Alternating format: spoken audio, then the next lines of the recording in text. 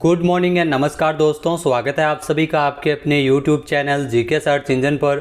आज है 21 अप्रैल और 21 अप्रैल से रिलेटेड राजस्थान करंट अफेयर्स के जितने भी इंपॉर्टेंट क्वेश्चन हैं सभी हम इस वीडियो में डिस्कस करने वाले हैं।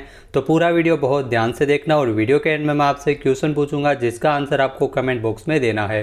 कल के वीडियो में मैंने आपसे एक क्वेश्चन पूछा था जो था हाल ही में ई गवर्नेंस को बढ़ावा देने के लिए एल रूट सर्वर व्यवस्था स्थापित करने वाला देश का पहला राज्य कौन सा बन गया है। तो राजस्थान है वो देश का पहला राज्य बना है। बी ऑप्शन यहाँ पर बिल्कुल सही था। जिन दोस्तों ने बी ऑप्शन कमेंट बॉक्स में सही जवाब दिया था उनको हार्दिक शुभकामनाएं। राजस्थान के मुख्यमंत्री अशोक गहलोत द्वारा राज्य में ई गवर्नेंस को बढ़ावा देने के लिए जो राज्य में एल रूट सर्वर स्थापित किया गया है, एल रूट सर्वर व्यवस्था स्थापित करने वाला देश का पहला राज्य बना है राजस्थान। बामासा स्टेट डाटा सेंटर में स्थापित इस सर्वर को राज्य सरकार द्वारा internet corporation for assigned name and numbers ICANN के साथ मिलकर स्थापित किया गया है। राजस्थान में तेज स्पीड और बिना रुकावट के इंटरनेट सुविधाएं हैं वो मिल सकेगी। एल रूट सर्वर स्थापित करने वाला देश का पहला राज्य बना है राजस्थान ई गवर्नेंस को बढ़ावा देने के लिए। तो चलिए स्टार्ट करते हैं आज के करंट अफेयर्स। पहला क्वेश्चन है, हाल ही में भीलवाड़ा सरस डेयरी में कितने करोड़ रुपए की लागत से 5 लाख लीटर क्षमता का नया प्रोसेसिंग प्लांट बनाया जा रहा है। तो राजस्थान में भीलवाड़ा सरस डेयरी में 75 करोड़ रुपए की लागत से 5 लाख लीटर क्षमता का नया प्रोसेसिंग प्लांट है वो बनाया जा रहा है। ये ऑप्शन यहाँ पर बिल्कुल सही है। आइए जानते हैं इंपॉर्टेंट फैक्ट्स। तो भीलवाड़ा सरस डेयरी में 75 करोड़ रुपए की लागत से 5 लाख लीटर क्षमता का नया प्रोसेसिंग प्लांट है वो बनाया जा रहा है। यह पूरी तरह से हाइजेनिक होगा और केवल कंप्यूटर से संचालित किया जा सकेगा। भीलवाड़ा डेयरी के पास अभी 2.5 लाख लीटर का प्रोसेसिंग प्लांट है। नया प्लांट शुरू होने के बाद ये क्षमता बढ़कर 7.5 लाख लीटर हो जाएगी। इसके बाद अधिकतम दुग्ध प्रसंस्करण क्षमता वाली राज्य की तीसरी सबसे डेयरी होगी भीलवाड़ा सरस डेयरी। जयपुर डेयरी में अधिकतम 10 लाख लीटर दूध संसाधित करने की क्षमता है और अजमेर में प्रतिदिन 8 लाख लीटर दूध। तो तीसरी हो जाएगी भीलवाड़ा में 5, जिसमें 75 करोड़ रुपए की लागत से ये बनाया जा रहा है। इसके अलावा नए प्रोसेसिंग प्लांट में 30 लाख रुपए की लागत से जर्मनी से ऑटोमेटिक डी स्लज सेपरेटर खरीदा गया है। ये सेपरेटर हर घंटे 10,000 लीटर दूध को फिल्टर करेगा। नेक्स्ट है, हाल ही में रेड क्रॉस सोसाइटी राजस्थान शाखा तथा राजस्थान के कितने सरकारी विश्वविद्यालयों के मध्य MOU पर हस्ताक्षर किए गए हैं। तो हाल ही में इंडियन रेड क्रॉस सोसाइटी की जो राजस्थान शाखा है और राजस्थान के 23 सरकारी विश्वविद्यालयों के मध्य ये MOU पर हस्ताक्षर किए गए हैं। ए ऑप्शन यहाँ पर बिल्कुल सही है। आइए जानते हैं इंपॉर्टेंट फैक्ट्स। तो राजस्थान के राज्यपाल कलराज मिश्र जो रेड क्रॉस सोसाइटी राजस्थान शाखा ने 20 अप्रैल को राजभवन में रेड क्रॉस सोसाइटी के राज्य विश्वविद्यालयों के साथ सहमति पत्र MOU पर हस्ताक्षर करने के बाद संबोधित कर रहे थे राज्यपाल कलराज मिश्र। और इस कार्यक्रम में राज्य के 23 सरकारी विश्वविद्यालयों और रेड क्रॉस सोसाइटी राजस्थान के मध्य MOU पर हस्ताक्षर किए गए थे। रेड क्रॉस सोसाइटी राजस्थान शाखा के पदेन अध्यक्ष है राज्यपाल कलराज मिश्र। राज्यपाल ने कहा है कि राजस्थान में रेड क्रॉस की गतिविधियों को गति देने के लिए सभी जिलों में जिला कलेक्टरों के समन्वय से इकाइयों का गठन किया जाएगा। प्रदेश में आपदाओं और संकट के समय रेड क्रॉस का सबल और सक्रिय और सशक्त रूप दिखाई दे, इसलिए प्रदेश में समयबद्ध अभियान चलाकर रेड क्रॉस सोसाइटी को प्रभावी करने के निर्देश भी जारी किए गए थे। नेक्स्ट है, हाल ही में केंद्रीय शिक्षा मंत्रालय द्वारा स्वच्छ विद्यालय पुरस्कार प्रतियोगिता के नामांकन में किस जिले को पूरे राज्य में पहला स्थान मिला है। तो झुंझुनू को पहला स्थान मिला है। सी ऑप्शन यहाँ पर बिल्कुल सही है। आइए जानते हैं इंपॉर्टेंट फैक्ट्स।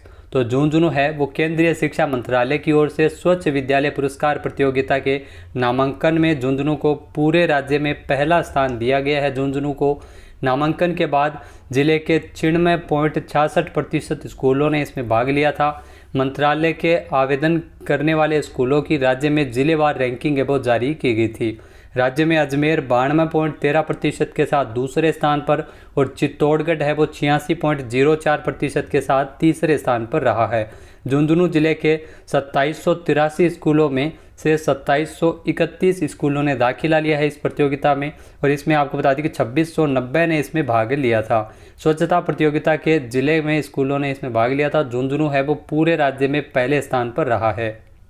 नेक्स्ट है, हाल ही में राजस्थान में राष्ट्रीय ग्रामीण रोजगार गारंटी योजना में गांवों की तर्ज पर अब कितने शहरों में 100 दिन का रोजगार मुहैया करवाया जाएगा। तो ध्यान रखना, राजस्थान में इंदिरा गांधी रोजगार गारंटी योजना जो मनरेगा योजना की तर्ज पर संचालित की जाएगी, जिसमें शहरी क्षेत्रों में 100 दिवस का रोजगार मिलेगा और इसके लिए 213 शहरों को चुना गया है। बी ऑप्शन यहाँ पर बिल्कुल सही है। आइए जानते हैं इंपॉर्टेंट फैक्ट्स। तो राष्ट्रीय ग्रामीण रोजगार गारंटी योजना में गांवों की तर्ज पर अब शहरों में भी रोजगार मिल सकेगा। राजस्थान में इसके दायरे में 213 शहर आएंगे।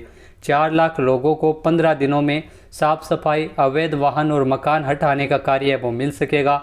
शहरी बेरोजगारों को साल में 100 से लेकर 120 दिन का रोजगार मुहैया करवाया जाएगा।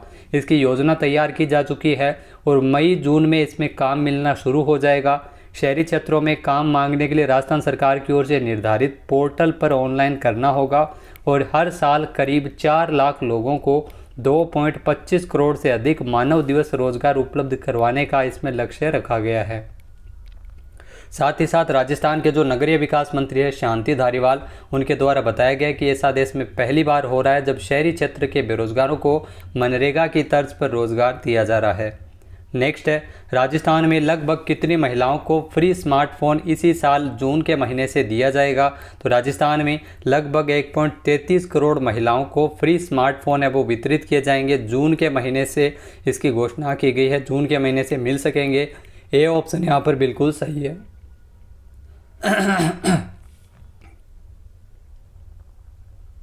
आइए जानते हैं इम्पोर्टेंट फैक्ट्स। तो राजस्थान में मुख्यमंत्री डिजिटल सेवा योजना के तहत 1 करोड़ 33 लाख महिलाओं को फ्री स्मार्टफोन दिया जाएगा।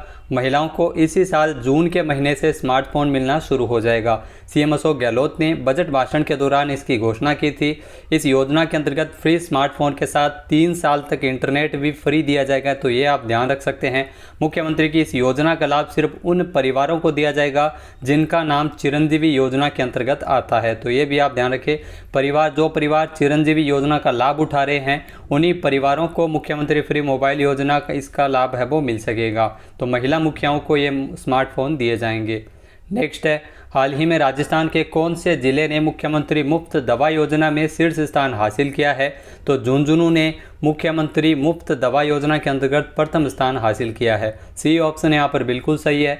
आइए जानते हैं इंपॉर्टेंट फैक्ट्स। तो राजस्थान सरकार की बजट घोषणाओं और प्रमुख योजनाओं में तेजी लाने के लिए जिलों की परफॉर्मेंस रैंकिंग शुरू कर दी गई है, जिसमें 13 विभागों की 26 योजनाएं शामिल है। इसमें झुंझुनू जिले ने मुख्यमंत्री मुफ्त दवा योजना में शीर्ष स्थान हासिल किया है।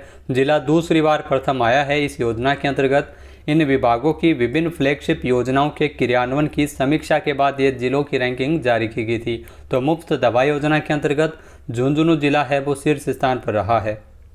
नेक्स्ट है, राजस्थान में पूर्ण रूप से लागू इंदिरा गांधी मातृत्व पोषण योजना प्रारंभ में कितने जिलों में लागू की गई थी। तो इस योजना को शुरुआत में 5 जिलों में लागू किया गया था। ए ऑप्शन यहाँ पर बिल्कुल सही है। आइए जानते हैं इंपॉर्टेंट फैक्ट्स। तो साल 2020-21 में 5 जिले जिसमें कौन कौन से हैं, प्रतापगढ़, बांसवाड़ा, उदयपुर, डूंगरपुर और बारां, इन जिलों के लिए इंदिरा गांधी मातृत्व पोषण योजना की शुरुआत की गई थी। इसके अंतर्गत दूसरी संतान के जन्म पर 6,000 रुपये की सहायता राशि है वो गर्भवती महिलाओं को दी जाती है। अब इस योजना का दायरा बढ़ाते हुए इसे पूरे प्रदेश में लागू किए जाने की घोषणा सीएम अशोक गहलोत ने बजट के दौरान की थी। इसमें लगभग 3,50,000 गर्भवती महिलाएं प्रति वर्ष लाभान्वित होंगी और इसके लिए 210 करोड़ रुपए का बजट रखा गया है।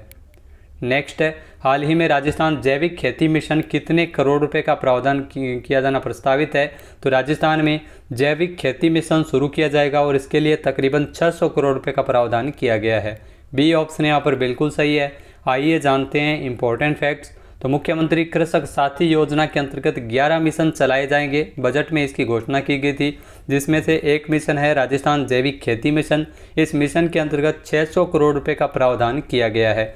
आम जन के बेहतर स्वास्थ्य एवं किसानों का प्राकृतिक खेती के प्रति बढ़ते रुझान को ध्यान में रखते हुए साल 2019-20 में जीरो बजट नेचुरल फार्मिंग की घोषणा की गई थी और इसी कड़ी में जैविक खेती मिशन शुरू किया जाना प्रस्तावित है। आगामी 3 वर्षों में इसमें लगभग 4 लाख किसान, इससे अधिक किसान है वो लाभान्वित होंगे। तो राजस्थान जैविक खेती मिशन, इसके लिए 600 करोड़ रुपये का प्रावधान किया गया है। नेक्स्ट है, हाल ही में भारत के अगले थल सेना अध्यक्ष के रूप में किसे नामित किया गया है? तो ये क्वेश्चन आप जरूर ध्यान रखिएगा। भारत के अगले थल सेना अध्यक्ष के रूप में मनोज पांडे को नामित किया गया है। ये ऑप्शन यहाँ पर बिल्कुल सही है। आइए जानते हैं इंपॉर्टेंट फैक्ट्स। तो लेफ्टिनेंट जनरल मनोज पांडे को भारत के अगले सेना अध्यक्ष के रूप में, थल सेना अध्यक्ष के रूप में नामित किया है। मनोज पांडे लेफ्टिनेंट जनरल जिनको अगले थल सेना अध्यक्ष के रूप में नियुक्त किया गया है, वे जनरल मनोज मुकुंद नरवणे के स्थान पर नियुक्त किए गए हैं। लेफ्टिनेंट जनरल मनोज पांडे सेना प्रमुख के रूप में नियुक्त होने वाले कोर ऑफ इंजीनियर्स के पहले अधिकारी है। इससे पहले उन्होंने इथियोपिया और इरिट्रिया में संयुक्त राष्ट्र मिशन में मुख्य अभियंता और कमांडर इन चीफ अंडमान और निकोबार कमांड के रूप में कार्य किया है। नेक्स्ट है अगला क्वेश्चन है, हाल ही में विश्व यकृत दिवस कब मनाया गया है? तो हाल ही में विश्व यकृत दिवस मनाया गया है 19 अप्रैल को। ये ऑप्शन यहाँ पर बिल्कुल सही है। आइए जानते हैं इंपॉर्टेंट फैक्ट्स। तो 19 अप्रैल यकृत के बारे में, स्वास्थ्य के बारे में जागरूकता फैलाने के लिए हर साल 19 अप्रैल को विश्व यकृत दिवस के रूप में मनाया जाता है। यकृत शरीर का एक महत्वपूर्ण अंग है जो शरीर से अवांछित विषाक्त पदार्थों को बाहर निकालने में मदद करता है। ये शरीर का दूसरा सबसे बड़ा अंग है और मस्तिष्क से कम जटिल है। तो 19 अप्रैल को विश्व यकृत दिवस मनाया जाता है। आप सभी को पता होगा, ऐसा कहा जाता है कि लगभग 500 शारीरिक कार्य करता है और कुल रक्त आपूर्ति का 13% रखता है। तो यकृत दिवस हाल ही में 19 अप्रैल को मनाया गया है।